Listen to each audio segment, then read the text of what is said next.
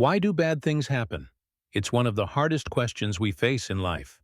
Whether it's a personal tragedy, natural disaster, or global suffering, people often ask, where is God in all this? In today's video, we'll explore biblical answers to this tough question. Suffering is a part of the human experience, Masaza Setkis, and none of us are immune to it. Even in the Bible, we see countless stories of pain and hardship. But why? If God is good and all-powerful, why does He allow bad things to happen? This question isn't new. In fact, it's as old as humanity itself. One of the earliest stories that addresses suffering head-on is the story of Job.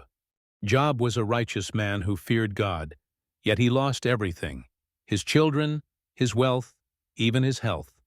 His friends believed that his suffering was a result of his own wrongdoing, but Job knew he had lived a faithful life.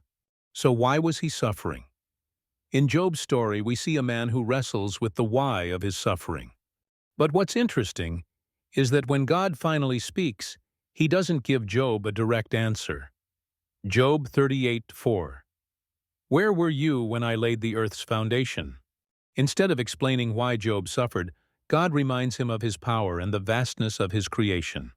Sometimes we don't understand the purpose of our pain because we're only seeing a small piece of the bigger picture. God's answer to Job teaches us that while we may not always understand the reasons behind our suffering, we can trust that God sees the full picture and that His plans are ultimately for our good. Another key biblical answer to why bad things happen lies in the concept of free will. God gave humanity the ability to choose, and with that choice comes both good and bad consequences. From the very beginning, in the Garden of Eden, Adam and Eve chose to disobey God. Their decision introduced sin and suffering into the world. Many of the bad things we experience today are a result of human choices: wars, injustice, and cruelty. Romans 5:12. Sin entered the world through one man, and death through sin. God doesn't force us to love Him or do good. He allows us to choose, and sadly, with that freedom, humanity has often chosen paths that lead to suffering. But does suffering have a purpose? The Bible suggests that God can use even the worst situations for our growth and His glory. In Romans 8:28, Paul writes, "And we know that in all things God works for the good of those who love Him." Paul, who faced countless hardships, imprisonment, beatings, shipwrecks, understood that suffering can be a tool for spiritual growth. Trials can strengthen our faith, refine our character, and draw us closer to God. James 1:2-4. Consider it pure joy, my brothers and sisters, whenever you face trials of many kinds. Suffering can also remind us of our dependence on God. In our pain, we often reach out to Him in ways we wouldn't otherwise. It's in those moments of vulnerability that God meets us with comfort and strength. The ultimate answer to suffering is found in the person of Jesus Christ.